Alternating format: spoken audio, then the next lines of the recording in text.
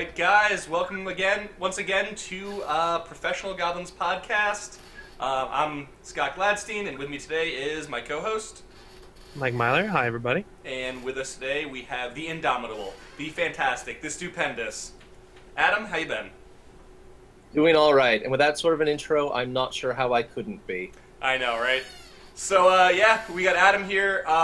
We have the crew from that 1 year at Gen Con. I mean, I think the subtitle of this one has to be This One Chime at Gen Con.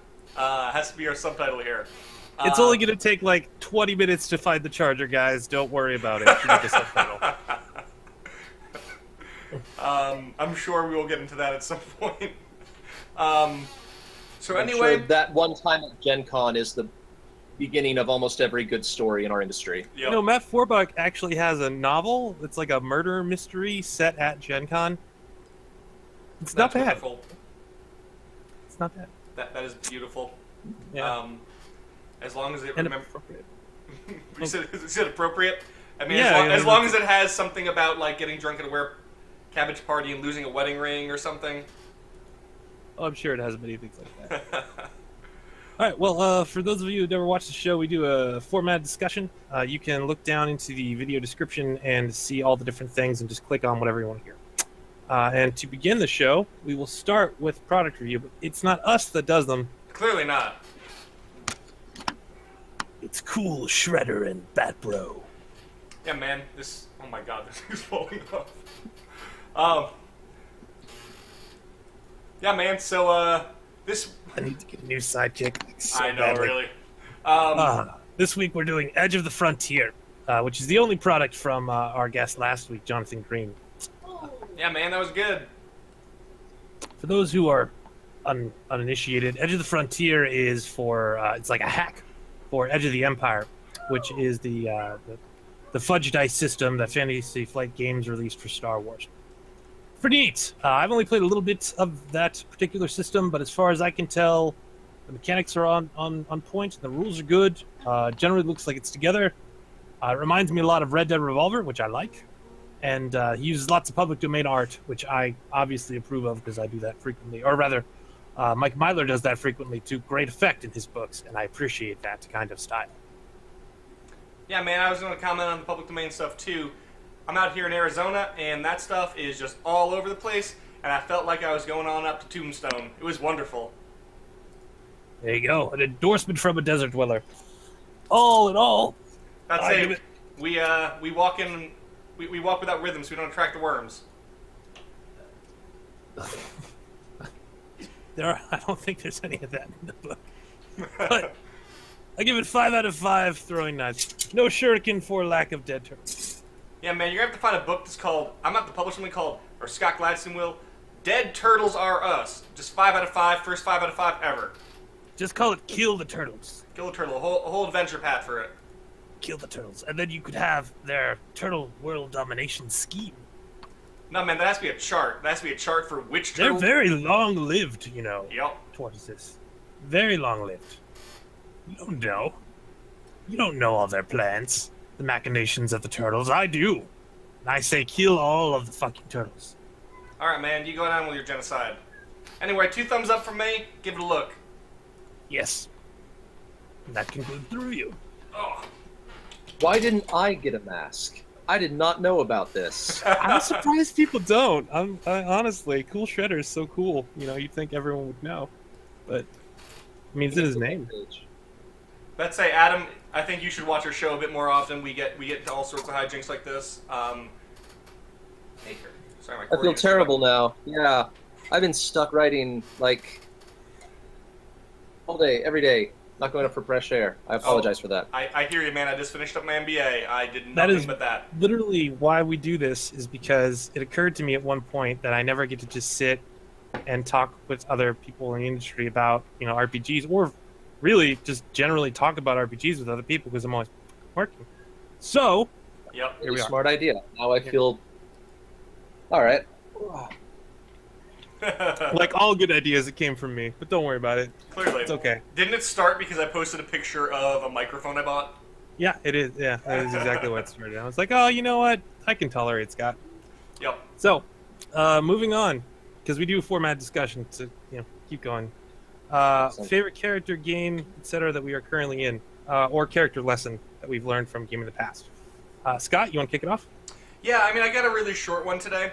This kind of occurred to me last week. I may have touched on it at one point during a later discussion. I just realized I never talked about it.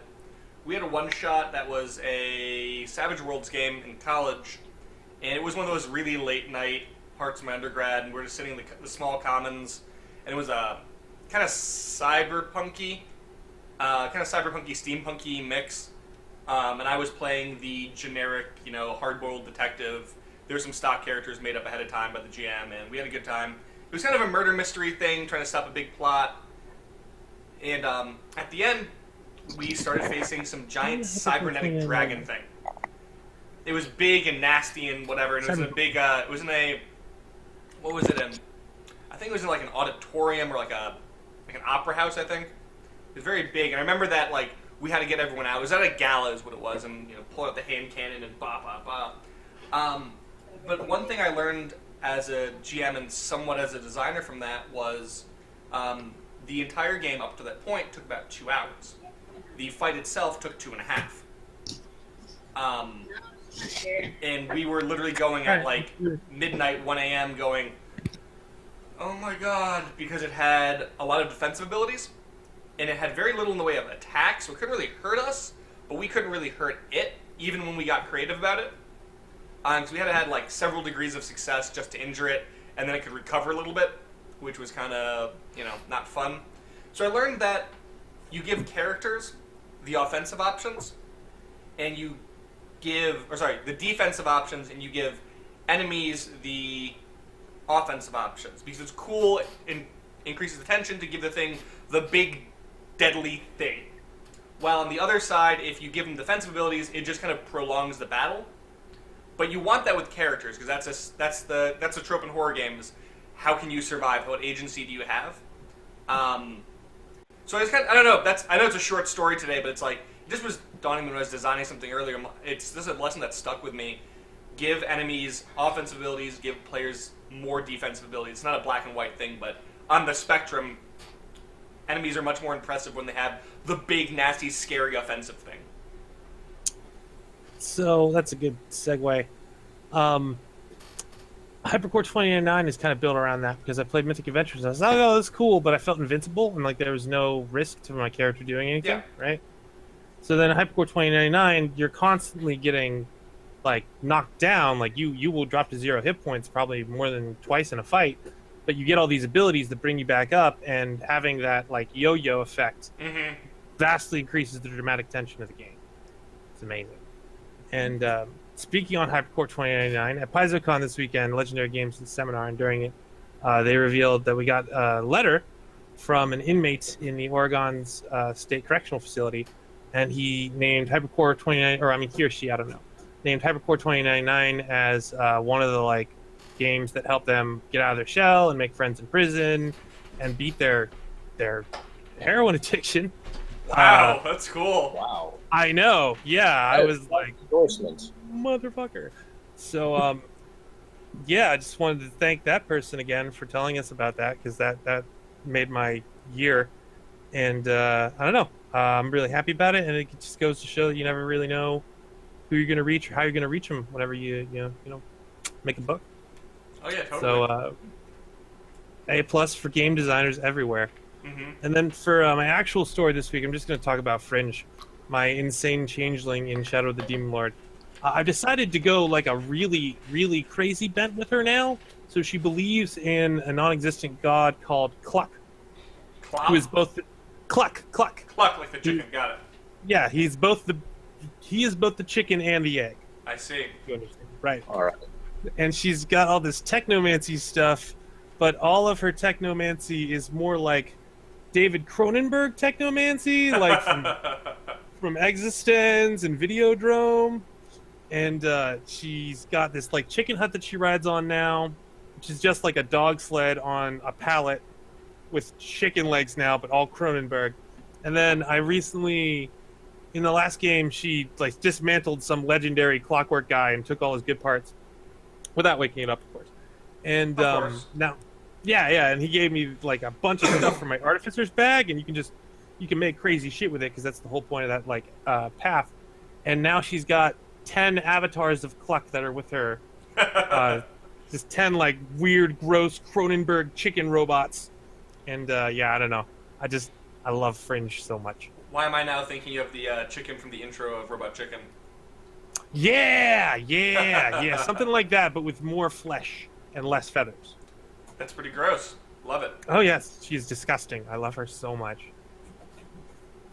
All right. So Adam, what do you got for Adam, us? what you got? All right. I've been in a weird place lately for gaming. Although I live in a college town, I have a remarkably hard time finding people in the area who play. Oh, I know that.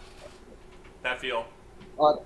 As far as like, though, one of the games that I ran, I want to say, must have been 7 years ago. I don't know. It was a campaign that I GM'd that always has kind of stuck with me because I decided to do something really different with it, and I let people pick their stats.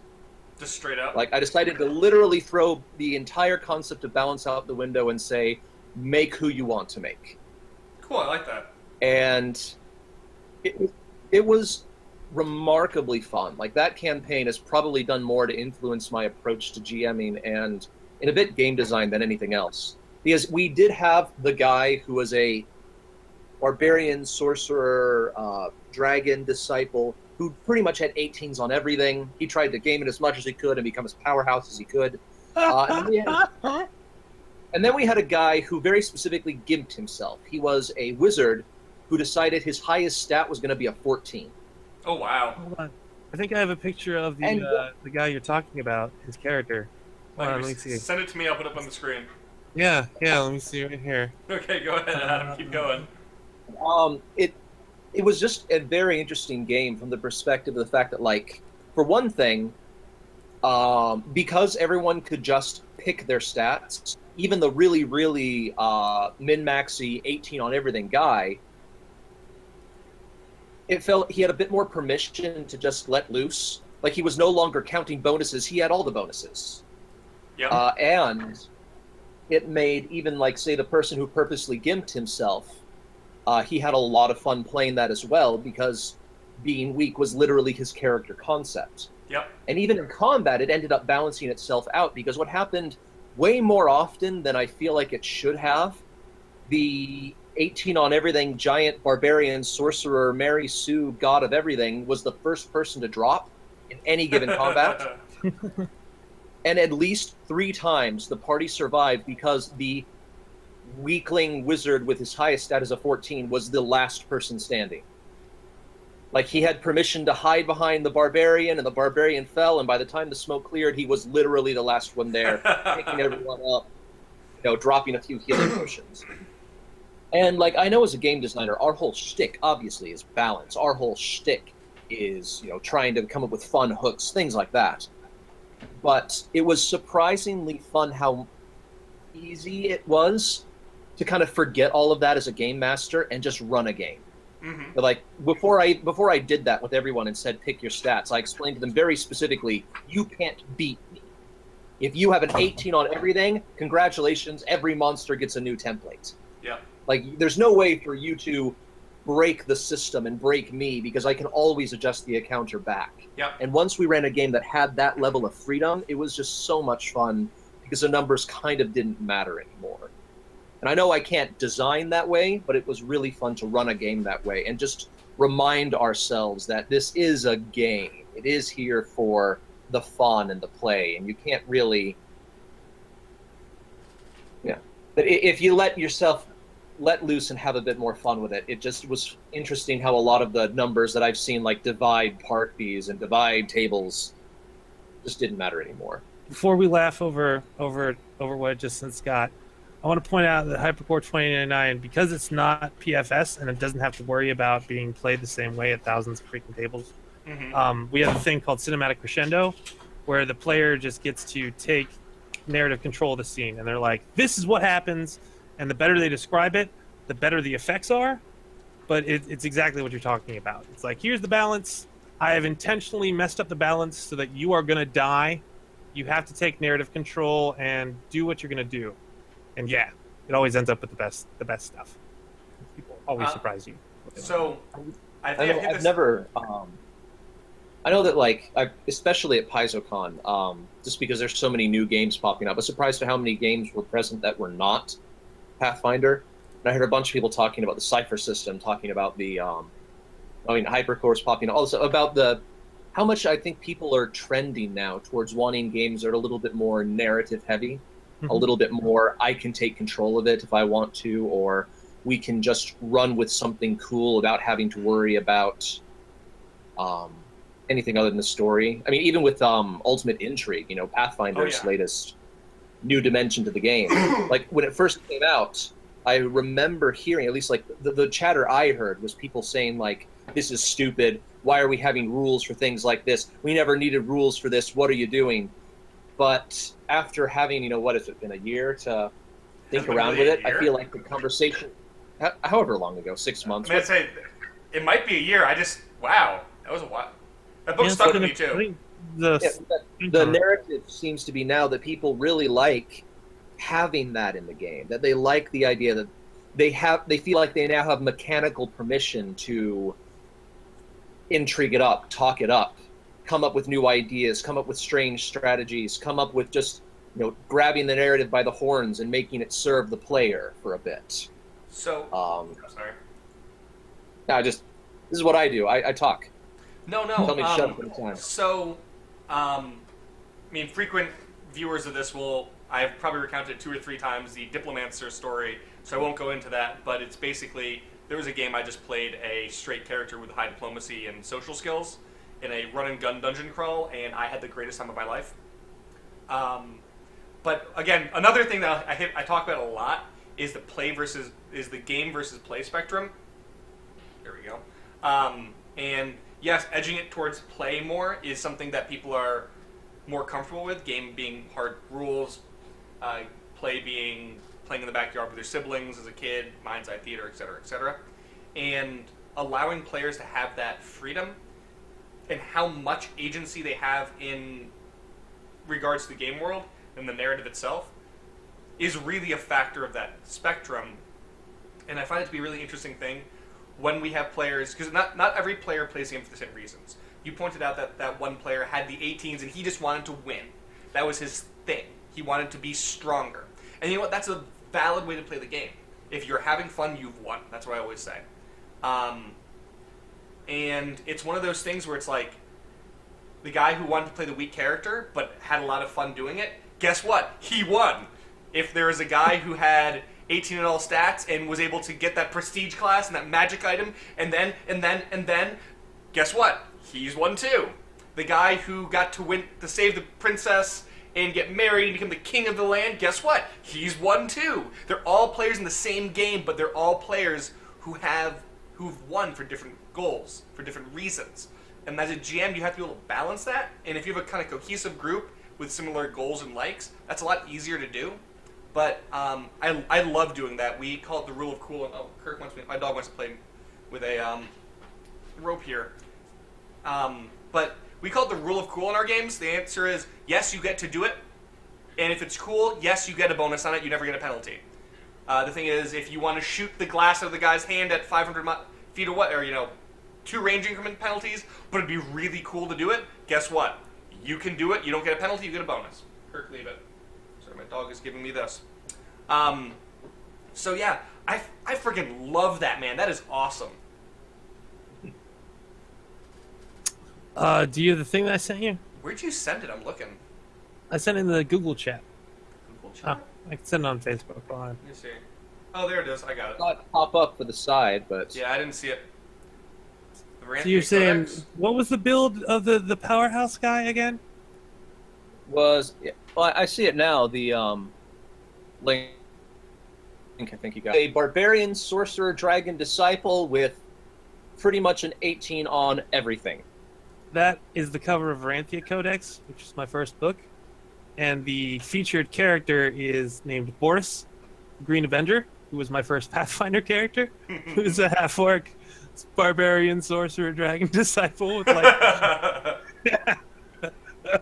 have the sheet somewhere. Before we were done, His strength was something like 28, and his charisma, it was horrible. He was just an abomination against God. I still But remember. yeah, that's why I started laughing so hard. Literally on the cover of my first big book. I have a character, Rut, that I will someday I record. played that character. I made a whole book because of that character. But I think someday we have to get these characters together and just put out the stats for these insane characters and just have a video of us talking about this one time with that character, you know? That could be cool. Yeah. Rut is why we are Little Red Goblin, by the way, I think. He wasn't red, but he was a little goblin, I think. Favorite working projects? That you're working on. I am working on a free fan product. On my website, MikeMyler.com, I do a lot of character builds. Most recently, we got Simon Belmont of Castlevania, the Joker, Avenger from the D&D cartoon, Aku Samurai Jack, Cody from Street Fighter, and then I think Thor was last week's Hypercore Marvel. But everybody really likes the Street Fighter builds, like, a lot. And I like them enough that I'm going to make like a little fan product. That'll just be like a free PDF with 21 different Street Fighters and various other characters. And I don't know, it'll be fun. Because I'm doing Street Fighter, there's a lot of GIFs on the internet.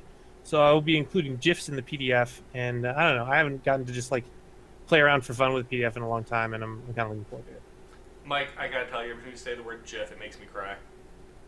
I believe the creator of the GIF confirmed that is. Oh no, he did, but remember, we have a living language, and it's not Jaffic user interface. Oh, all right, sure. Or it's not. Was it graphic? Is his graphic interface format or graphic image format? So it's not Jaffic image format, and it's a living language thing. And I saw him post that. I'm like, yep, you're still wrong.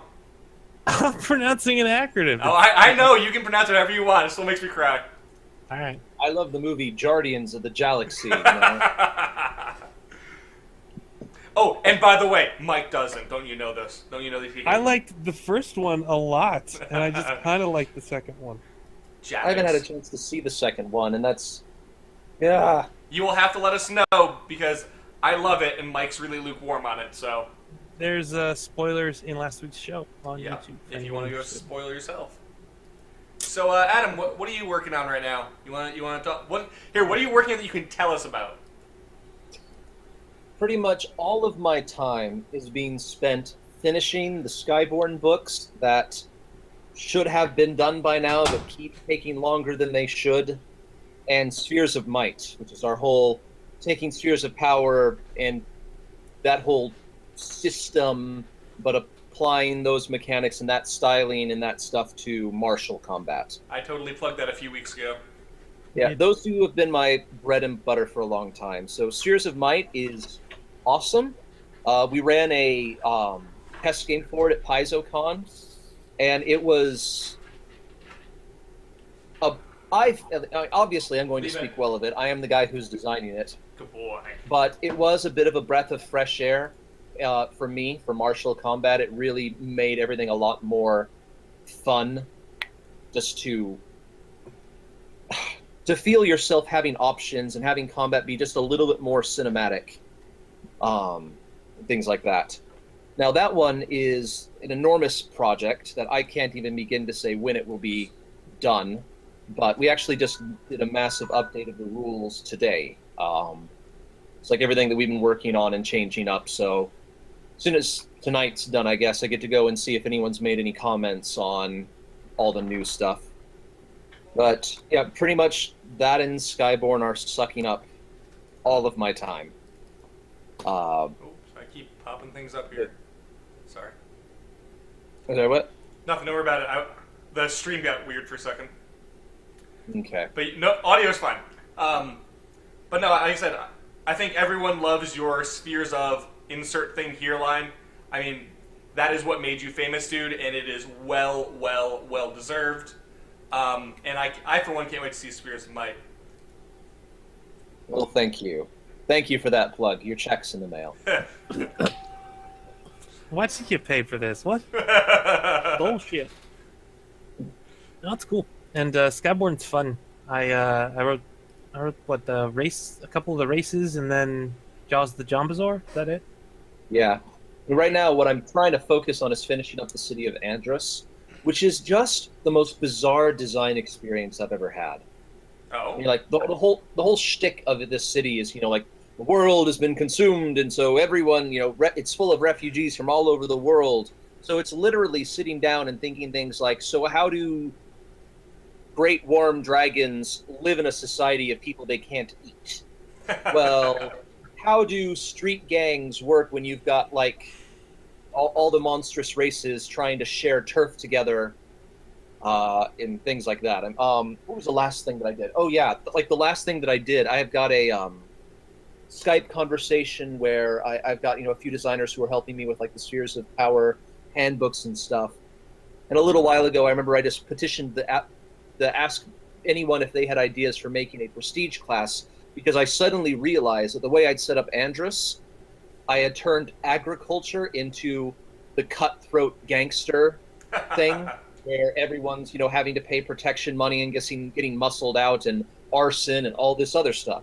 So I just suddenly had to approach people and say, I need someone who can design for me like the farmer prestige class, with the understanding that farmers are the biggest, baddest, like Nice. toughest mercenaries you're ever going to meet. And things like that just keep popping up. The more I write Andros, the more like weird little interactions of like how the races are together or how the city works produces something I never would have thought possible. But that's how it is. That's beautiful. I know, what's his name? Or her name? Sasha Hall published something like that called The Gardener. I only know if I did the formatting on it. But I love getting into like that nitty-gritty things where you get that emergent design where you're like, so I'm working on this thing, and what do spaceships look like? How do they make... This is biopunk. I did necropunk. How do they have manipulator arms? Oh, this is biotech, so of course they're actual arms and weird stuff like that, That's really cool. I love hearing those design stories of, yeah, now we kind of need that thing, don't we?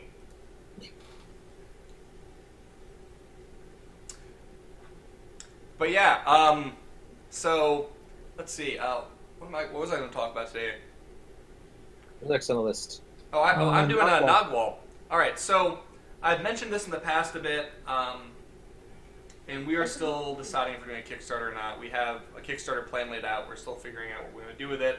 If it is, it's coming out in August. If not, we'll be putting out the book in August in its current state. So Naugle is something that I've been working on for about 2 years, on and off. There's a good 3 months that's what I was writing pretty much exclusively. You guys may have noticed that our releases went from like every other week to like once a month maybe. And that was because I was writing the glut of that. We are taking a stab at our own system in our own setting in our own weird way. Because it's one of those things where, like you were talking about earlier, Adam, you like the idea of like a more narrative-focused combat and having options. We wanted to do fun, weird things with giant Aztec robots powered by spirits and stuff like that. So I've shown people pictures in the past. We are actually doing some 3D stuff too. I have a picture I can share with that. We actually have our first is called a Phalloc. This is one of the heavy weapons units in the game. And we just got the 3D sculpt back, and we've done that through Shapeways. But I just want to touch on how it's the mechanics of this today, because I haven't had a chance to really talk on that. Naugle runs not on dice. It runs on cards. Everyone has a deck of cards, and the GM has a deck of cards. Joker's removed, 52 standard American one, though we have conversions for other countries, which was a weird insight we got from one of our people giving us feedback, who's international. And cool. it works on if you play a card and it's below your stat, which is 1 through, I believe it's 8 or 9. If it's lower than your stat, it becomes that number. So you're always a bare minimum of that number. So if you walk up and you go, all right, I want to do this action, and it is, so if I play a 2, it's suddenly a 5. Now your hand size is your HP. So the more damage you take, the more you start having less and less options, because when you run out, you can't actually do anything. and if you're attacked, which you have to play a card to defend, instead of being able to play it, you draw from the top of your deck, put it down, and it doesn't matter what your stat is, that's the card you get. So you can get really lucky and have a chance to do it, but you were talking about things you can do. In combat, one of the cool things we did was something called modified actions. You can give your opponent what's called an ante, which is you draw another card from the top of your deck, and if it's higher, it counts. If not, it doesn't. And you can make a modified action. Modified action is, I do something else. And there's a big list of things, but the GM's the final arbiter if they get an ante or not because of it. If it's just, I don't do damage, but instead I grapple you. That's an example of like what a modified action would be. But the idea is that you can do a lot of weird things. Like, you can throw someone up into the sky when there's a whole sky zone over each area, so it's like, it's just a very bizarre, fluid way of doing it. It's like, oh, they get a slight bonus against your defense, but then you do the thing, you know? So mechanically, the game is really fluid. You have a lot of relational bonuses. How related your backstory is to this makes you better at the thing. So if you are an old, race car driver, if you're doing, I don't know, you can be like, all right, this is an intangible, it's called, and I'm a race car driver. And you're like, all right, well, I'm going to make a case to the GM and say, raise my stats by 2 because I'm trying to go for speed with my Naugle. I'm trying to race this other guy, So it's all about relational bonuses. I don't know, it's kind of fun. We're really stoked about it. We got some great feedback from designers we're still implementing. So previs version 4 is coming out soon. Not this weekend, I'll be gone, but after that I am just so pumped to see this out in August. It will be such a load off my mind, and hopefully it will blow up the world. Well, I hope it does well. I hope you don't blow up the world financially. I hope it blows up, Yeah. All right. All right. Favorite stuff that's not ours. I like the Crisis of the World Eater. Mm-hmm. Not just because Michael McCarthy's working on it and he's in the bud, but also because it's cool, superhero-esque campaign. And they just released the final climax adventure. It is called Devourer of a Thousand Worlds. And 41 pages, $5.50, so cheap on sale right now. And art's dope. I'm sure the writing and design are amazing because they're my Canadian doppelgangers. And I bet it's perfect for Hypercore characters. Not that you're biased over that at all. No. Well, it's 12th level, and Hypercore tends to increase your effective CR pretty quickly. Yeah. Okay. So, you guys got any favorite things that you did not work on? I am going to plead the fifth on this one because I got nothing this week, and I know we have a lot to cover tonight. Then I will prop Shadows of the Demon Lord Bundle of Holding again. $14, bunch of all the core books, really cheap. And goodbye. Check it out. Shadow of the Demon Lord, fun game. Adam, you got anything that you're not actually working on that you're just like, this is so cool? I don't know. I haven't had a chance to play a lot around here at all. Thus is the life of the designer. If we're to talk about the one thing that I have not played yet, that is probably on the top of my list for things that I want to do, would actually be Adventure Conqueror King. I know that came out a few years ago. It's an OSR game, so first edition kind of remake game that was its whole shtick was that it was a single system that you could play from first level spell swords up to emperors of the world, and not have to break the system as it goes. So I know that Shadows of the Demon Lord as well is on my list of things that I have not played yet, but I want to. That list is way longer than it should be. But as far as the one that is the top of that list for me, it would be Adventure Conqueror King. And I think it's just because, my dad was the first GM I ever had, so I grew up on, second edition, semi-first edition through him. And Adventure Conqueror King, to me, feels like, looking through it, a lot of the best stuff about modern gaming with all of the modularity it has and all the things that I remember being fun about the old school gaming, with my dad, so dangerous, but at the same time really fun. And there's You can like invent. It's got charts for everything, for like charts for inventing your own spells, charts to supercharge your spell, but you might permanently turn your character into a reptile, or random things like that. It looks to me the most fun that I have not had yet. Charts. That being said, though, I just said that, and I now realize that there was something else I should have popped out there. There were 2 games that they had at PaizoCon in the store, sold through Paizo, that were not Pathfinder, and I just thought that was interesting. What was there? It was I want to call it Polaris. It's the latest one that just came out. That was it's about underwater, post-apocalyptic underwater cities. And another cool. one they had called I want to say it was Polaris, but I might be remembering that incorrectly. You can try and Google it quick. But that one and one called The Dark Eye. I just thought it was curious that these were the 2 games that I feel like Paizo was carrying, that were kind of their direct competitors.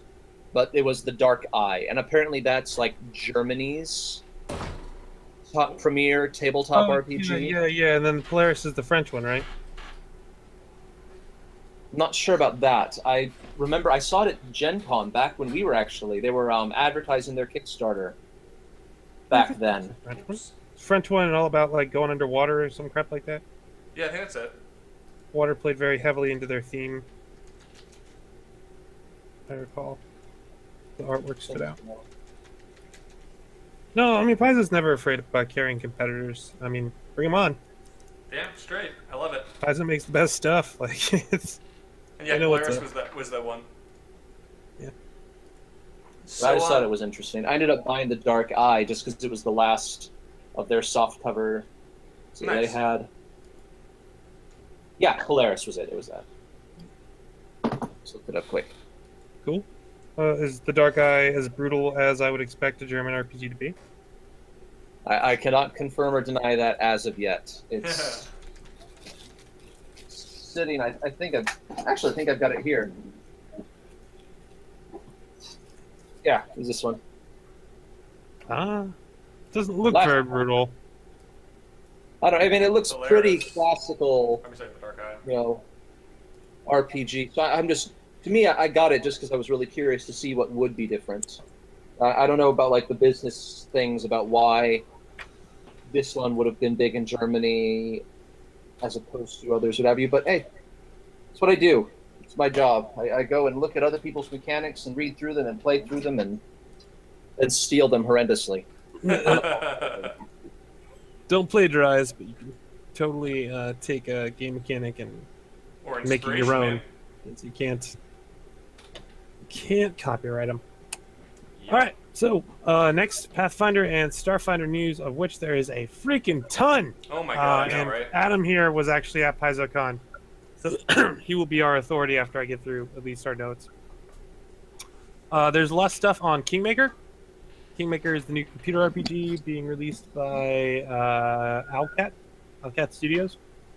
You got to see the demo. What do you want to? What was your impression of the demo, Adam? Kingmaker game. Well, they had a trailer that they had cycling through the lobby on a TV. So I did not get to attend anything that was any of the panels or whatever that were specifically talking about it, but it was very much, I would call it Baldur's Gate-esque. It was a top-down, small party. I mean, I find it hard to like jump out and say, here's my opinion on it, because they were very adamant. Like even in the trailer, everything was like work in progress. All the footage they had, work in progress. Okay. But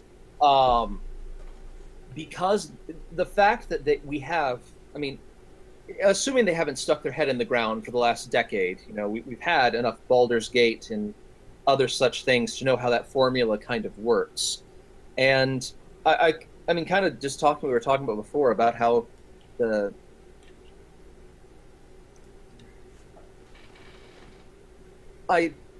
assuming that they don't like shoot themselves in the foot and do something really, really stupid. If it's just bare bones Baldur's Gate clone and it's passable, I'll still be intrigued by it. And the fact that they're doing Kingmaker gives me a lot of. I'm really curious about it. I know that what was it? The guy who did Ultima had he ran a Kickstarter. I want to say 3 years ago. And the game is the Richard Garrett. yeah, Lord British is his. Yeah, Richard Garrett. He also did Tabula Rasa and stuff like that. He did a lot of stuff. So when he was doing the Kickstarter for his MMO, he talked about how like his philosophy of RPGs and the way he thought the industry was going was really pushing to this concept of immersion. You know, that if there's a piano in the room, you should be able to play it. And I've heard this echoed by a lot of other computer game makers as well, that, you know, people are trending towards, they want more immersion, they want more options. They don't like feeling the limits of the game. As soon as they find what they can't do, that sticks in their head more than what they could do to reach that point. Oh, now more than ever. Because with VR, like I've got to play like decent amount of VR and like a lot of different things, and you want to interact with freaking everything. As soon as you're in that world, you're like, oh, is this a thing? And then you try to pick it up and like, yeah. Yeah, So I gotta tell you, man, I disagree with the VR thing. It's been around before. I've worked on the actual projects in my video game career. I've worked on those projects. So have you used one of the recent ones? Yeah, I've used the recent one. I've used the haptic feedback stuff. I've used the insert your thing here. I've used the full headsets. I've used the walking tracking thing. I used them at PCC just a few days ago. It's cool and it's getting there, but it's a gimmick and we're not there yet. I disagree. You can disagree all you want. I've been on those projects. Well, anyway, I guess Yeah. that's just my thought on the Kingmakers. I don't know anything about it, but as long as they don't shoot themselves in the foot on the gameplay, and because it's Kingmaker, you know, the making your own kingdom one, as long as they are continuing this trend towards, you know, immersion and options and things like that, I couldn't be more. Then I think I couldn't be more excited for it. You know, as long as it is decent and following that trend, seeing Pathfinder's whole shtick with making a kingdom and doing this and going that and all the things there, like I will be really curious to learn more about it.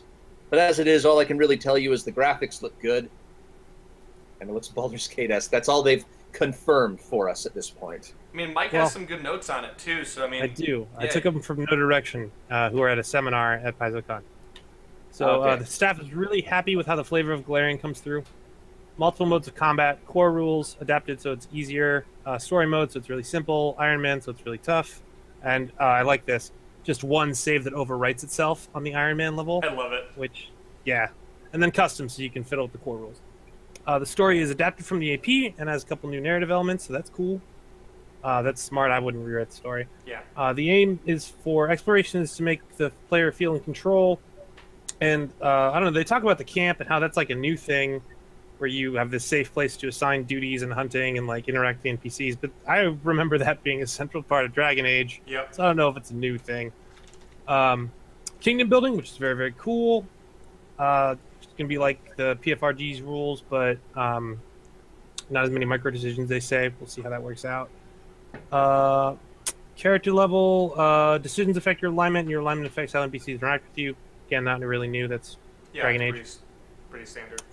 They're doing a Kickstarter. I'm not really worried about it because it's not nearly as ambitious as an MMORPG. When I saw how much funding they got for an MMORPG, I was like, well, that's not going to happen. But yeah, they could do this for way, way, way less, and I'm sure they'll get it. I gotta say, man, as a backer on that MMO, I'm hesitant. I really am. I want it to work. I want it to work. Please work. Give me my Baldur's Gate Pathfinder with, you know, empire building capacity. I want to do this game so bad. I mean, Dynasty Warriors 4 Empire is like one of my favorite games ever, and I'm just sitting there like, if you have Baldur's Gate but you can build a kingdom, oh my god, I'll be so happy. But I'm just worried that they're going to do like the whole thing where it's like, well, we didn't plan our money quite as well as we should have. Like, oh man, don't do this to me. So I'm a little hesitant on it. They're not going to get burned twice. Eric's way too smart for that. Sorry. Like, on one hand, you know, because they've already been through this with the MMO and had all the problems and had the grinding halt, you can assume they've learned from their mistakes and learned from, you know, this new area of doing things, and they'll do wonderfully. But then again, there's also that fear of we don't know that until they do it, and hesitation to want to commit a second time. Well, to that end, they have said that they will only be including the mass combat rules if the campaign spectacularly overfunds. So, good omen. How much overfunding is spectacular? I would assume spectacular is something in the realm of 300% plus. Probably more for them. I don't know. It depends on what their base funding goal is, honestly. Yeah, I bet you they're shooting for something like 600,000. Just like For off the that, top of my head. man, you gotta go way higher, man. So I've done, Yeah, you think so? I've done production on video games. That is. You don't think they that's retained not- any of the rights to all the models made for the MMORPG? And they're Oh, not I'm sure gonna... they did. I'm sure they can pass some of that stuff on Well, if I it's know working. that the graphics look nothing the same between the two of them. So I was actually, that was when I first heard of it. I was wondering, like, Sure. what from the MMO did they repurpose, but it looks like none of it. Well, That they is might true. not have repurposed the actual assets, but all the stuff to prepare the assets, I don't know why you'd bother changing that. If you already have drafts for art orders for a 3D model graphic and it's basically the same character, why would you redo the whole I mean, it might order?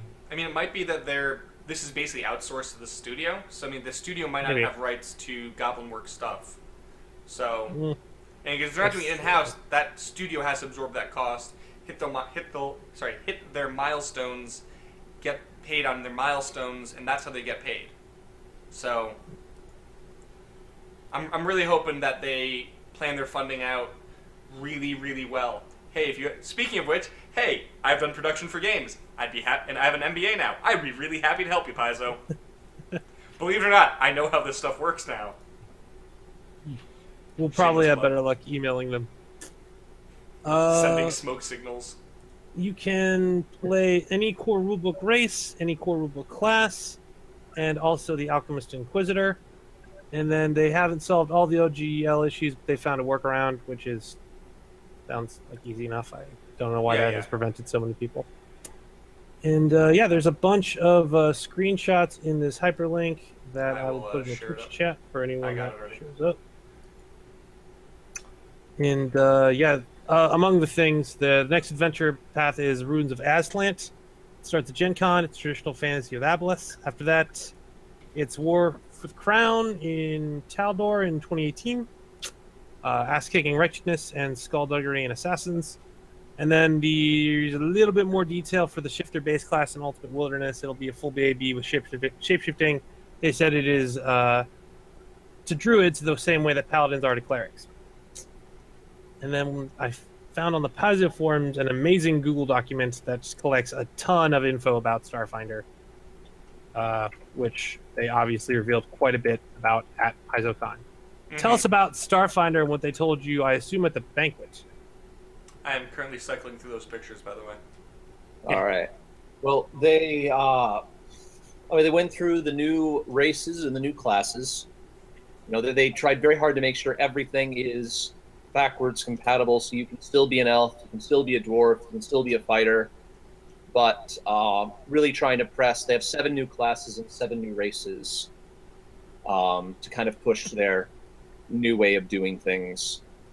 I mean, what they showed of it, what they talked about with it, it was an interesting look.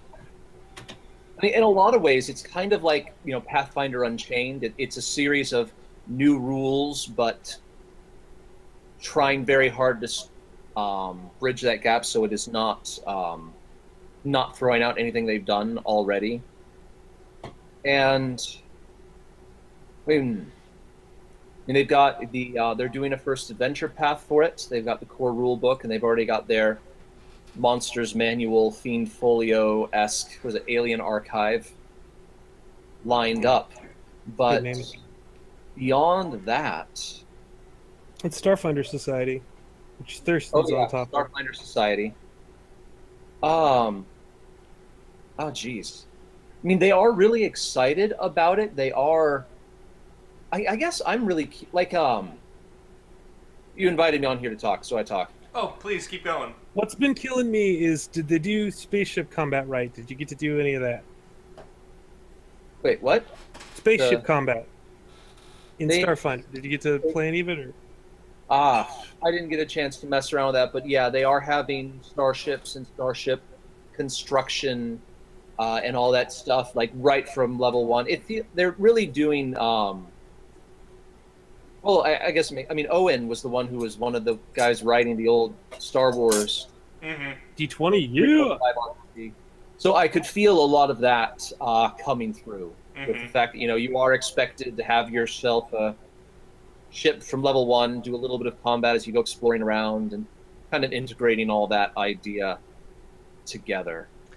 I guess this isn't really news, but they're made emphasize that it's the same universe. We have the same pantheon with a few new additions to it as well. I was surprised to see that they had the gods in there, because I thought they were abandoning the gods, and I was like, okay, sweet. Because my thing is all about the gods. They have all the gods. They just have a couple new ones. Okay. They were really happy about the fact that goblins still exist. Goblins with rocket launchers. Nice. And it looks fun. It looks interesting. The thing that, like, from a designer's perspective, like, if I'm not just shelling out and plugging their thing, what I find interesting though is that they haven't yet made any new hires.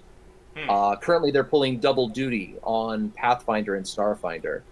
This is just sort of like my own personal opinion from like my ear to the ground a little bit, but the tabletop, I don't know how robust the tabletop RPG industry is right now, but I know it is got a lot of camps between, the Cypher system and Numenera stuff and 5th edition D&D, and I know Stephen Reynolds is coming out with his own game soon, and you mean Sean Key Reynolds? That, like, Pathfinder, Paizo has a lot of fans and that love their game and love their products, but I feel like from like the impression that I got from how they were doing things is they're still wondering what their future is going to be. Like, is Starfinder going to blow up so big that they're going to have to, hire another team to produce just as much material for it? Or is it going to be a little fun side thing, but they're going to keep the emphasis on Pathfinder? I feel like Paizo is a little bit holding their breath, waiting to see where their audience goes. And that's going to determine a lot about their future. Even like the APs they announced, they have an AP that's a classic. No new mechanics will be required for that. And then an AP that is played off of Ultimate Intrigue, which they've already written. So I feel like they're lightening their load up so they know what to do with themselves afterward, which of course means people like us are even doubly that, like, sitting around waiting to see where Paizo's audience goes so we can decide where our audience is going to be. Yeah, I got 2 different Starfinder projects, just kind of like hanging there, waiting out. I just worked on one last night. Yeah. I'm working on it for a few weeks. Just to answer your question, Adam, the size of the industry is about 1.3 billion. That includes includes war games and stuff, but no, this is tabletop RPG industry. I have CV2 numbers, if I remember, that was 2. Yeah, it's a billion. It became $1 billion industry. What, 2 years ago, or is it last year? 2016, if I remember correctly. Yeah, it's last year. So yeah, it's growing too, which is kind of cool. Yeah, I don't know, and I really do think that I think you're thinking too much of too many different camps. We were just talking last week about how much WotC and Paizo are still chill with each other. That was with Liz. That was 2 weeks ago. Oh, 2 weeks ago. Yeah. So here's what my premise was that Liz has kind of agreed to. D&D 5e, they don't really have anything coming out like all summer, right? Like there's like nothing that I can think of that WotC is releasing coming out this summer, and I think that is intentionally done by the people at WotC being like, hey, we're just going to give some breathing room because Paizo's releasing Starfinder. So they told the dudes at Hasbro, like, oh, yeah, no, we were going to do this thing, but it's delayed or whatever. Like, so I'm sure Hasbro wanted to release something this summer and, like, try to ebb the Starfinder bit. But, I think, like, people over there are like, sorry, it's just not working out, boss. Like, yeah. Well, I know people talk about, like, the golden age of, when everything was 3rd edition and everyone was designed for 3rd edition and life was better. So like on one hand, the how many systems and how many things we have going on and like the Starfinder thing, it feels like it's risky to divide our audience so much, but on the other hand, it's so exciting that the industry can kind of feed on itself. Like, Oh yeah. people jump in between systems like this, it kind of gives, the industry is robust and growing and hopping around, and that's a wonderful thing. Just for little guys like me, it's a little bit scary because I have to keep my ear to the ground to figure out where that audience is at any given time. Yeah. It's more like, I envision it more like about to set to sea and trying to figure out how the weather is going to be. Oh yeah, totally. It's just constantly that. Yeah. So I don't know. I mean, who knows? Starfinder is huge. I'm sure there'll be a whole bunch of little us people that's going to jump on it and ride the wind as far as it'll take us. For sure. Well, I want to support Paizo's products too. Like, yep. I'm doing this last book for 5e, but like I'm not doing any more campaign settings for 5e after that because I'm totally unenthused by WotC's maneuverings with the marketplace, and I'd much rather support Paizo, who actually want me to produce stuff for them, as opposed to WotC, who I think does not want people to produce stuff for them. Or they're doing it begrudgingly. I do it every episode. I don't want to do it this episode. Talking about 5e, there was a little bit of news this week. There is a preview of the Stream of Annihilation, which I guess is going to be the next adventure book, and people are riding dinosaurs. So everyone lost their minds because, of course, dinosaurs. And I'm on board with dinosaurs. Although I continue to be angry about Storm King's Thunder because apparently I went crazy a couple of shows ago. So you find in the story this piece of adamantine, and I did like a rough calculation of its value, and it's something like 10,000 plus gold, which in 5e is like 100,000 plus gold of Pathfinder gold, right? Mm-hmm. So I thought that obviously we were supposed to go about down to Waterdeep nearby and like auction it off and stuff, and like that is definitely not what the module wants you to do. But it's supposed to be a sandbox adventure module. So like, oh my god. So I'm not excited about any WotC adventure books coming out, but art with people riding dinosaurs sounds cool, and dinosaur options sounds cool. I'm down with that part. We totally did a whole book on that, which was awesome. With awesome artwork for it too. Viking did the artwork for that one. The next part, the 5th ed, we had some. Mike Morrell's talking about bonus actions, which he thinks should just be rolled into special actions. Mm-hmm. So if you want to 2-up and fight, it's not a bonus action to attack. It's just I take special attack action to 2-up and fight. I actually, I have a whole thing as a historical combat guy about 2-up and fighting. It's not used very often. There's some treatises that talk about a case or a brace of rapiers, and if you look at like formal military documents from the day, there are very few people who use 2 weapons except for sword and shield or something and shield. And yes, a shield is a weapon. It is 100% a weapon. Especially later period, or I'm holding a spear and I have a dagger in my backhand in case someone gets too close. But there's very little outside of like showy martial arts demonstrational stuff that is actually like 2-weapon things. But when it is used, it's not actually a -8 penalty or something. I mean, you literally can fight with your staying in your hands with the same penalty, or stuff like that. And I'm always like, that's a bit much, especially if you have a feat for it. You know, I actually like the idea of it being a single action thing, like a special action. Fighting in 5e is just like I attack, but I don't get to add extra damage. No, I know. Not really complicated, but I mean, just I don't think that dropping bonus actions entirely is a good idea because like there are a bunch of spells based on bonus actions, and like working in combinations like. You just end up with a shitload of special attack options, whereas you can have 2 piles that are much smaller as opposed to the shitload pile of special attack options. I think that was crazy talk. And then he also mentioned that they'll make a 6th edition of D&D whenever the fans want it, I think was his exact phrase. Yeah, let's see. When the players and DMs ask for it. Yeah, so... to me, that sounds like when my overlords at Hasbro tell me to. But whatever. Maybe it's not. Maybe I am presumptuous. See, I'm of the opinion that, like, I mean, market demands, especially in this industry, are everything. I mean, 4th ed, they had to go this far, and they're like, all right. I guess we'll make 5th edition, and I kind of want to see that. That's probably how 6th edition is going to happen. And I still am. I don't think anyone's super asked for it yet, but I am still on board for Pathfinder 2. Yeah.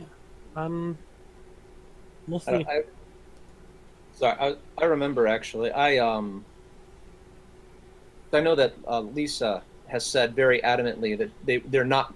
The plan has never been to do a Pathfinder 2nd edition. Oh, I know. It does make me curious between things like Pathfinder Unchained and now Starfinder, like, and this is just like kind of academic. I'm really curious if this is their way of making sure they've explored every avenue before they do Pathfinder 2nd edition, or if they're just going to keep it going with like Pathfinder not official, like Starfinder is, Pathfinder upgraded. Or are they just going to keep going that route? So the core rulebook will never change. They'll just be such a divide. What worries me about that is that there'll be like new players on the core rulebook who will then go online and realize that no one's playing the game they bought. I actually had a discussion with a guy last week who said, "Oh, I'm not really interested in playing Pathfinder because there's so much content out there for it, and I don't really want to have to dive into the meta and everything just to be able to play a standard game." I'm like, the core rulebook works just fine, and the SRDs actually are really useful for stuff like that. Because if you look at an SRD as the chump book, you know what I mean? That to me is perfectly fine. You can play a game without anything. And one thing that GMs have to remember, have to, is that exclusion is totally fine. If you say this game will be running on core rulebook and ultimate intrigue, and you can use rogue from Pathfinder Unchained in place of normal rogue or whatever. And if you say nothing else is legal, they go, that's how you're running your game. And that will be a very different game than core rulebook and APG and everything except for third-party content, except for these publishers, and nothing from Galarian. Because like Hellcat Stealth I still don't allow. But stuff like that, And yes, go ahead. I know with like the technology guide and with the horror adventures, that is what they want you to do. Like Pathfinder, Paizo's whole shtick has been pick your genre. Here are the books that support that genre. Don't go outside your genre. And as long as you do that, it runs wonderfully and life is good. I just know from my experience, I rarely have ever played a game where you tell someone the genre and someone in the back doesn't raise their hand and go, but I want to be a gunslinging android. Yep. Can we just stick that in your high fantasy horror? Why should that be a problem? Yep. I ran a samurai game, a one-shot, and not a single person was a samurai. Of course. The closest we had was a Chinese swordsman, like wuxia-style dude who was a martialist, which is a fighter rebuild thing we did way early in Pathfinder.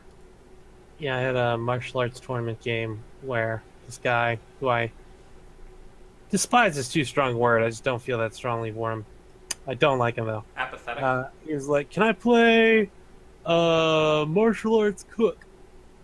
And everybody else has these cool wuxia characters, and then he's rolling around like throwing dumplings at people. I'm just like, God. Toriko Unleashed. Yeah, just not the right venue for it, man. No. Not the right venue for it. All right, other RPG business. We already mentioned that Cubicle 7 has the license to Warhammer Fantasy, and now they have also announced the license to the Age of Sigmar, I guess? Yeah, so Age of Sigmar is dealing with Sigmar's whole thing in that whole earlier period. And the weird thing about it is that they're not going to be compatible for some reason. Which is really... I know. That pisses me off. But the licensing talks are really weird.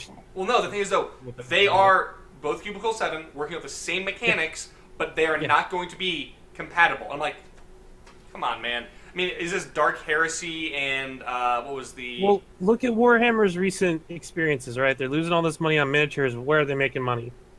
Books? Buying millions of books. Licensing. And... anybody got the third one? Video games? Big seller. I already said licensing. Oh, sorry. Yeah. Licensing for video games. What? Licensing companies... Tabula Rasa, I think, was one of them. What was the next one? Or I mean, that was one of the subtitles. I have no idea what you're talking about. There's some Inquisition game. They've got a whole bunch of different board games. Oh, and that's okay, what yeah. they're making their money on. I mean, that's like, licensed out too, but. And each one of those has its own set of rules. Oh, are you talking about like Dark Heresy? Yeah. Well, okay, yeah, Dark Heresy. Yeah, that's the Space Marine one. They've got like 5 or 6 different board Death games, Watch. man. Yeah, I have them in the other room right here. I've played those games. Those are a lot of fun. Sure you do. They're pretty good. Yeah, but that's what I'm saying. Like to the GW board, making people learn a bunch of different rules doesn't sound like that bad an idea right now. No, I mean they released a book. The thing that always pissed me off about it was I mean models are expensive, yeah, but they're cool and they're a tangible thing you can play with and whatever. Mm-hmm. But what really pissed me off was at one point they put out a rule book like a year and a half, 2 years after the last one came out, and you could only buy it as a hardcover, and it was $50-something to get it, and I'm just like, oh my god! It has pretty art, but it's been art we've been seeing before and everything. It just wasn't a huge update, and it really pissed me off. And you had to buy all the new codexes, and I don't have a great relationship with GW right now. I am not happy. You were playing a rich man's game anyway, buddy. Oh, I know, but it was they were like, you got to spend this much. I'm like, okay, cool. And then they're like 3 years later, actually, you want to play Apocalypse and you want to use these rules? I'm like, no, I don't. But that's all my my shop will run because that's all you'll let them run. Yeah, no, it's their fall has been remind me of that. Frantic, and they are, yeah. I think they saw the writing on the wall a couple of years ago. Mm-hmm. And they've just been trying to scrabble out of it. And they got such a cool IP, man. It's awesome. I know. It is. I'm a fanboy, but it's awesome. And they've gotten way better about like fan creation stuff too. Mm-hmm. Like there's some really awesome, like amazing. There's one called, I think it's called The Inquisitor. It's on YouTube. Ralph Dembski-Bowden, one of the novelists for Warhammer 40k, is helping out with the script. There's a good like 10 minutes, and it's like it's officially sanctified or whatever by the fucking Inquisition. And then there's a couple of like totally fan ones that are not bad either, and they haven't come down and like crushed them for it, which is their previous stance. Whenever anybody they were really cutthroat about it. Yeah. So I mean, I don't know. I look forward to what happens with the IP, but their days as like a wargaming company. Like I understand they have to keep going, but I would not want to be like one of the people stuck on that part of the ship. Yeah. You know, I'll be looking for a way to get transferred to any other department as soon as possible. So let's see. Anything else on that? Oh yeah. Other RPGs. Just real quick, the Age of Sigmar one's coming out in 2018, and the Warhammer Fantasy rules are coming out in 2017. Okay. So yeah, other media of interest. Let's see. Let's kind of run through this quick because I want to make sure Adam has a chance to talk. So I did Phoenix Comic-Con this weekend. I helped run a booth for a charity costuming organization called Justice League Arizona. Do hospital visits and stuff. But the big kind of news there was Thursday. Yeah, it was Thursday. So it's Thursday, Friday, Saturday, Sunday. And on Thursday, they had a gunman come into the con. He had a shotgun, 3 handguns, pepper spray, knives, and I kid you not, Cool Shredder would appreciate this part, I guess. He had throwing knives or throwing stars. Oh. He had throwing stars on him too. And he was posting pictures on his phone. He was like taking pictures of cops, and then like I saw that guy's size. He wouldn't be able to throw a shit. But he was taking pictures of cops and talking about killing them and everything. And someone tipped off the cops, pointed him out, and the cops arrested him and everything. And good. And there was a prop ban. Well, it was a prop ban Thursday night, or Thursday night, yeah, and all day Friday, and people were just. I think it was maybe Friday morning that happened, but by the next day they put out a new guideline saying only these, no weapon-like props basically, but the way they did it was kind of bad because vendors then had to release things. They couldn't sell anything I saw the lightsaber guy. Oh, yeah. I would have been pissed. To be fair, there's a rebuttal one. So basically what happens is Ultra Sabers, they make those really cool high-quality lightsabers. At PCC, they always have like a build your own lightsaber thing. It's really cool. They had to sell their stuff and put it in trash bags. and these are not cheap lightsabers. Like, you're gonna spend a few $100 on them, and they were just like, we can't sell our high quality stuff, and then put them in a trash bag and have these guys walk out with them. So after they asked us, we're like, we don't want to do this, and then they were like, fine, I guess we'll do it. And even though they said fine, they got kicked out, and they were basically told to pack up and get out of there, like, ASAP with the cops watching them.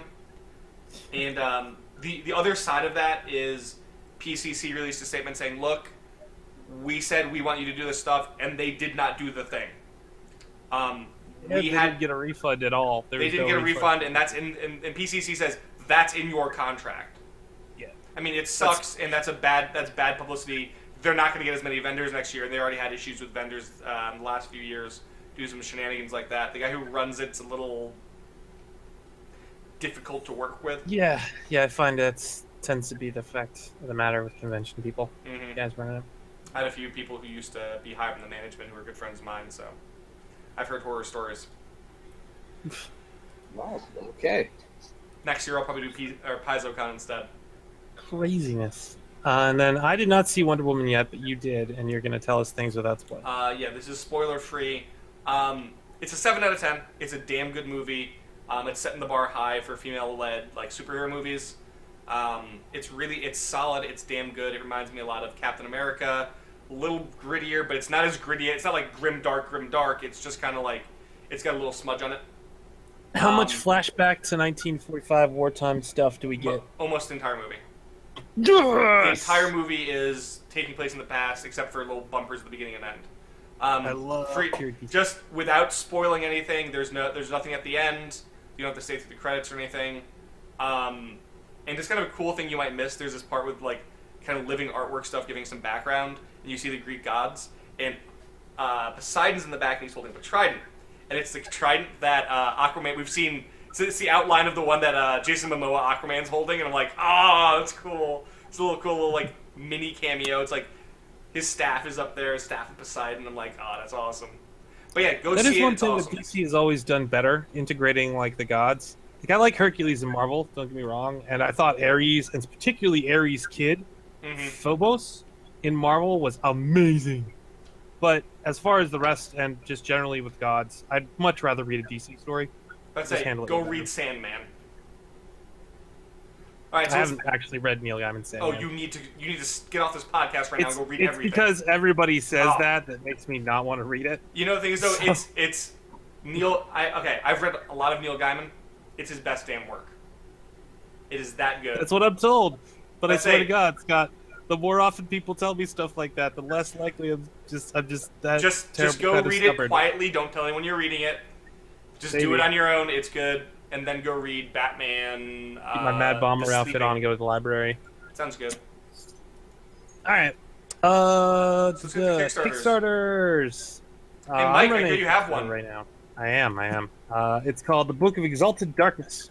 It is a holy decopunk campaign setting for D&D 5e where you play as evil adventurers and manipulate the technology of the world. And that technology is all powered by NAGUAL, which gives off a radiation that elongates the lifespan of good creatures.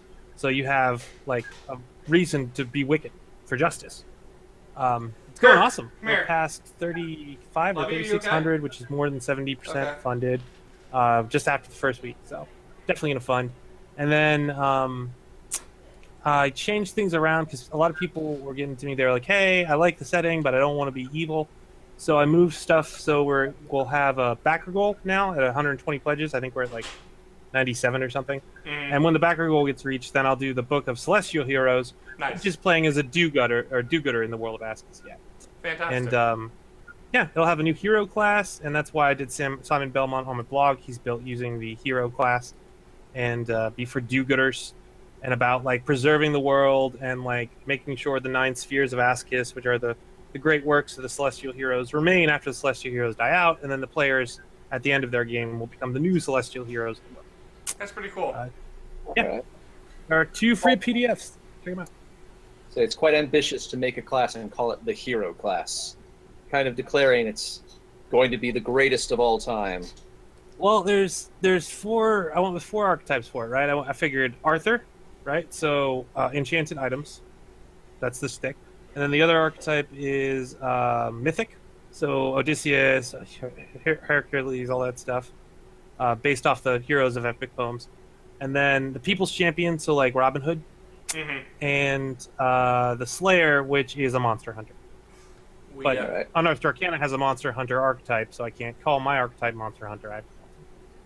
So, actually, something we never released, but we played around with it so many times, was at one point we were writing a class called The Hero, but it was literally based on hero's journey, and you had to hit certain thresholds as you went. Like, I don't know, it was kind of fun. So you actually got, like, you know, the flaming sword, the this, the that. Had to have a confrontation with your father to advance in level. I don't know, it was fun. That's how Mythic Adventures works. Level 5, your mentor dies. Exactly. And there was the mentor archetype, which is like, he can only be a certain level hero within the setting. So it's always like, oh man, you're screwed. Because you're gonna die. I'm doing. Go ahead. I'm doing something a little bit like that for Spheres of Might.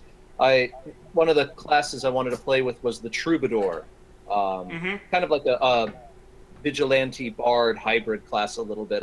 A guy who, like in my head, the way I think of it is dirty, rotten scoundrels. He assumes whatever personality he needs to get what he needs done from people, and he gets bonuses for the personality. So, a switcher between different roles and stuff. Yep. And I found the strangest backlash from this fact that, like, the characters' powers are all based on tropes. So, like, I would go through and find tropes, like all the different powers you have are named off of something. So you can get the power the Dawn.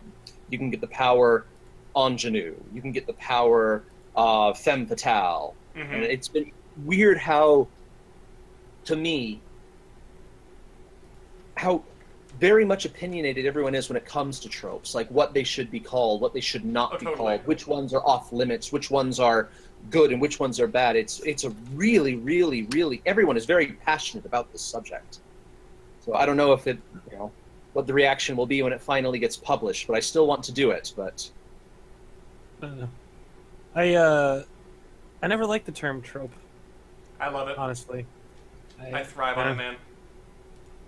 I'm pretty. Can't we just call them like cultural motifs?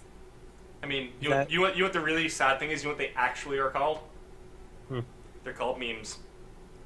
Because literally, if you read Selfish Gene, the whole story about that, the term meme is referring to literally mnemonic genes, which is exactly what we're talking about. A trope is a literary and entertainment-based one, a narrative one. It's a narrative meme. So that's what a trope is. Trope is diminutizing. No, I totally agree. Diminishing is what I want. Yeah. Anyway. So yeah, the other Kickstarter is Culinary Magic Cookbook Kickstarter. It's going live in about 24 hours here. If you guys haven't seen the Culinary Magic book, it's really cool.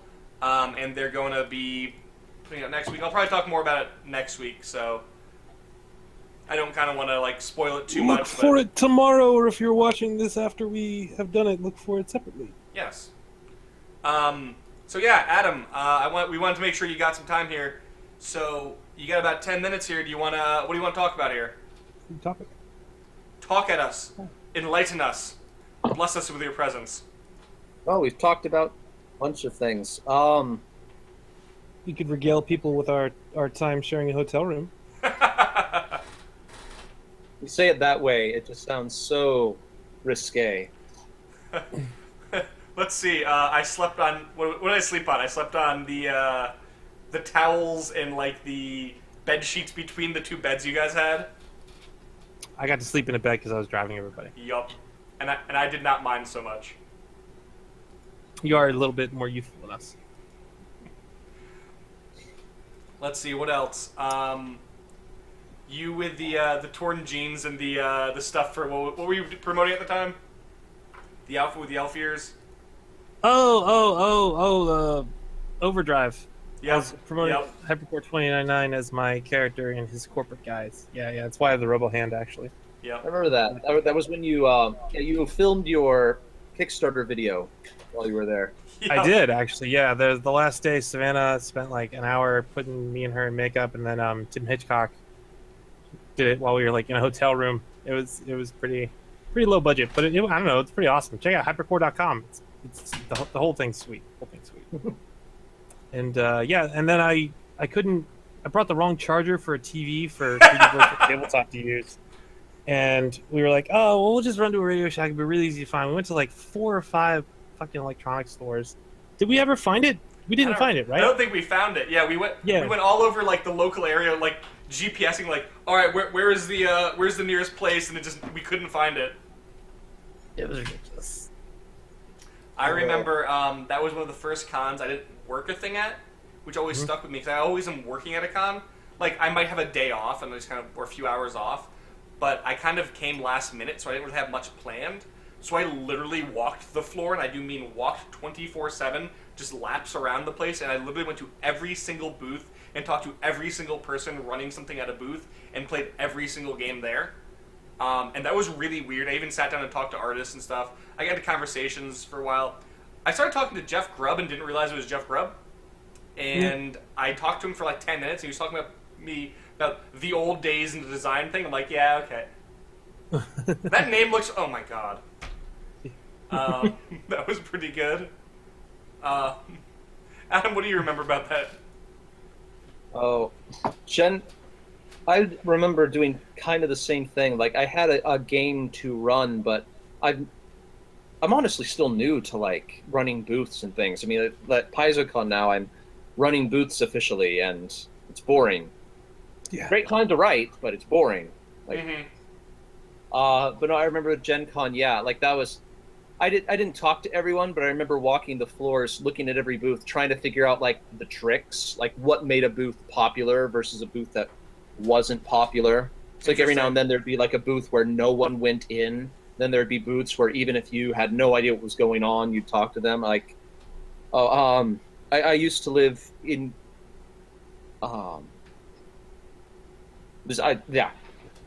sorry. Confused myself in my head. But like when we were at Gen Con that time, Howard Taylor, the web cartoonist, and Tracy Hickman, the grand uncle of fantasy stuff. Yep. I remember they were there running a booth, and like they were non-stop. You couldn't stop and talk to them because they were too busy. Like everyone wanted a piece of what they were selling. Yeah. And just like I don't know if I've cracked any codes, because maybe the code is just to be Howard Taylor and Tracy Hickman. What makes makes it incredibly popular. I was actually hoping to get to go back to Gen Con and like do a group booth with some of the other third-party people, but the rules at Gen Con are weirdly discouraging to that.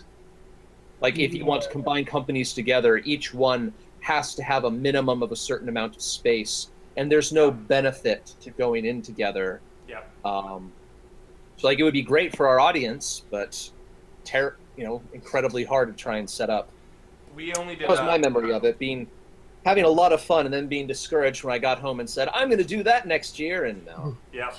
We the only time I've actually run a little red booth was I went to Gamma Trade one year because we got in like a lotto and won it. And it was really cool. It was out in Vegas, and we were promoting Necropunk at the time. And I actually made my wife a bone skin suit outfit. And I will tell you one thing. Having a hot woman in skimpy outfits is 200% the best sales thing. People would come up to our booth even though we were not selling physical products. Literally, we just kind of had a booth where like, okay, we're going to try to talk to people and get people to try to carry our books and whatever. And literally people just come up and talk to us. It was so awesome. The dark secret about booth babes is that it is actually a good tactic. 200%. Even if they're not in like something super skimpy, even if it's just putting women who are attractive at your booth, it sounds really, really sexist, but oh my god, it works. Well, being in a costume definitely made it easier for me to approach people. And I think that was just because it was like super easy to identify, like, oh, this guy in the business suit with the cyber hand and the elf ears with the pamphlets is probably in costume and not like just walking around for no reason, right? Mm-hmm. So like visually message like you are here for this reason to be seen and to talk, right? So like I could mark people like, okay, that person definitely doesn't want to talk to me, that just makes it easier to prep. Yeah. Then if you have like a really crazy costume, like if you got like a monster or something, I remember one year there was a like take your picture with Cthulhu or whatever, and they had like a big foam Cthulhu outfit. Mm-hmm. Everybody was at that freaking booth. Oh yeah. There might have been a lady inside, but like having like a proper like costume, just to get to take, like I would, if I just saw an awesome Cthulhu on the street, I would stop and get a picture with him. And if you can achieve that kind of like interest, Yeah. and have in your booth, then yeah, you're gonna attract a ton of people. So get some Skybourne pirate outfits, motherfucker. That's what I'm telling you. That's my thing. I have so many young kids that like every year I'm like, oh, I'm gonna run a booth, at conventions from now on, and then it never quite works out. But the kids have stopped coming now. We don't plan on another one. So next year I should be able to do that. And that's actually the thing is, like I need to set up my ideal booth and then find places I can go peddle it. Yeah. Here's my suggestion to you, okay? And You anyone make listening. them steampunk pirate outfits for your kids. And then you teach them that to fabricate steampunk toys is play. And then you set them up in the booth in their steampunk pirate outfits, making little clockwork toys, and everybody and their fucking mother is going to come by that booth. Child I would labor. hang out by that booth.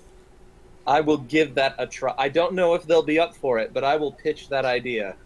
Just saying, it could be Yes. as simple as just you hit it into the thing, You just gotta say, hey guys, wanna dress up like pirates and play? Okay. Exactly. The other thing I remember from that Gen Con was I remember when we went to the third party meetup after hours that one time, not the Werewolf machine, just the one in that bar. Oh, the at back room. Scotty's? Yeah. Yeah. I just D20s, remember everyone's passing business cards out, and someone looks at him and goes, "Oh, Scott, you're the little red guy." And I went,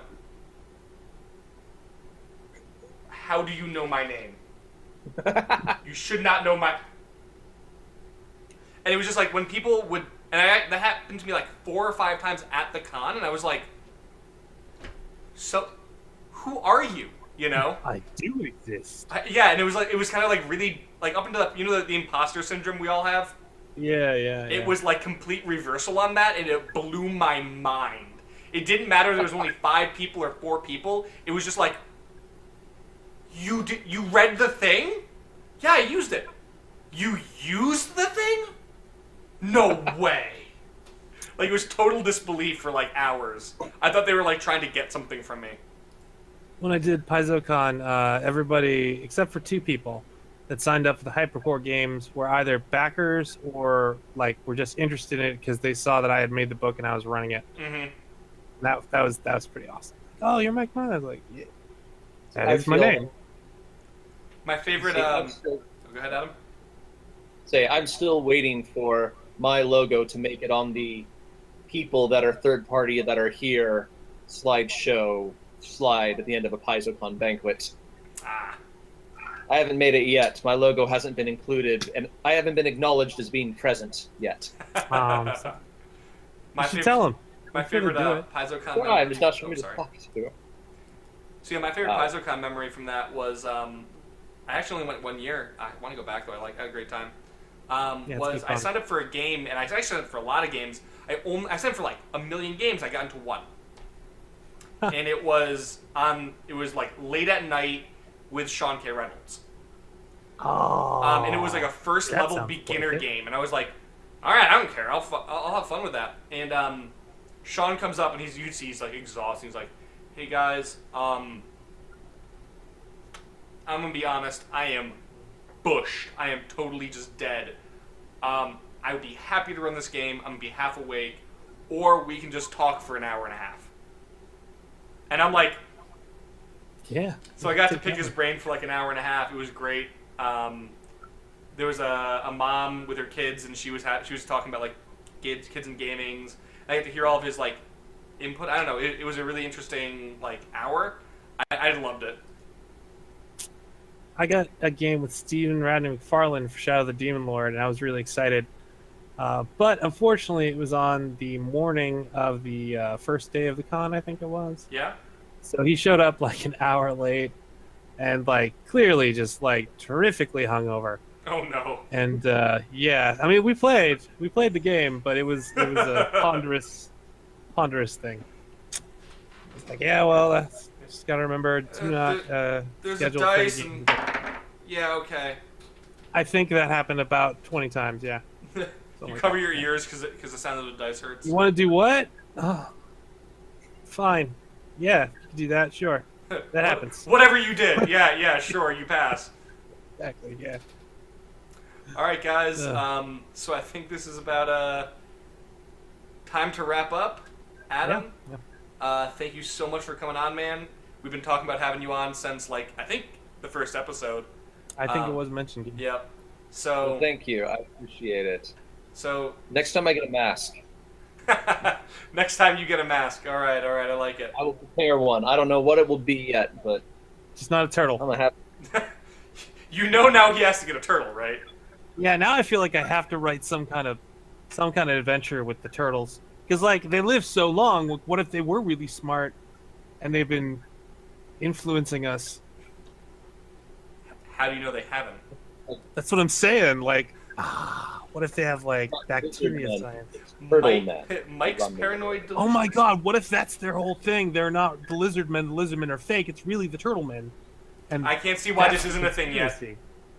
Oh my God! All right, guys. So once again, thanks for joining us. Sayonara.